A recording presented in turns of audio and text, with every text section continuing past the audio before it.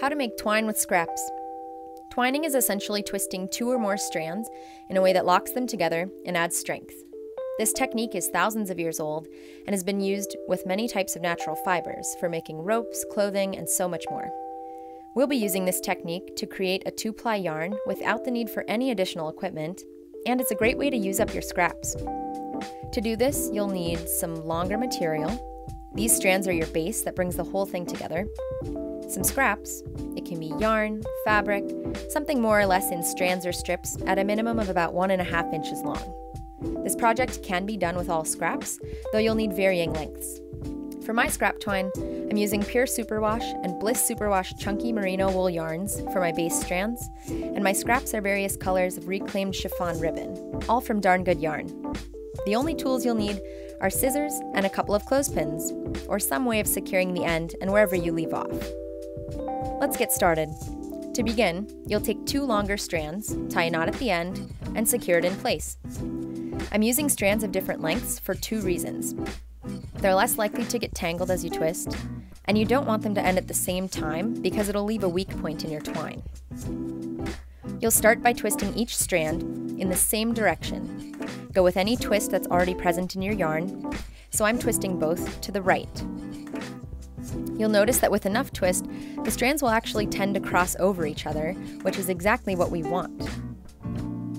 Once you have some twist in your strands, cross them over each other in the opposite direction as you twisted. So I'm crossing mine over to the left now. This is the ply and how it locks them together. So you'll continue twisting and crossing in these same directions the entire time. Once you get the hang of that, you can start adding scraps. So place 1 scrap end between the 2 strands and twist it with one of them. You can wrap it fully around or leave some to hang out. You can really play with the texture here. Just be sure that if you are leaving some to hang out, that you give them a little tug to check that enough has been locked in.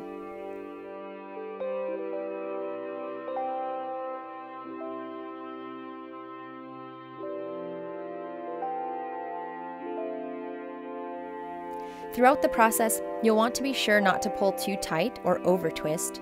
You can check this by giving slack every so often and making sure that your twine doesn't coil up on itself. If this does happen, not to worry, just let out a little of the twist and keep going. When you need to add another length to your base strands, overlap the ends by at least 2 inches so that your twine stays strong.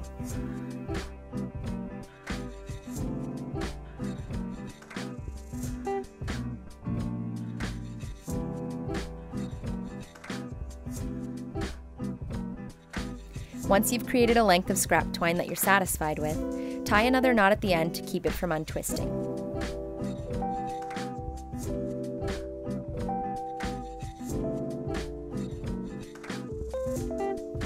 Now you've finished your scrap twine, and you can put it to use.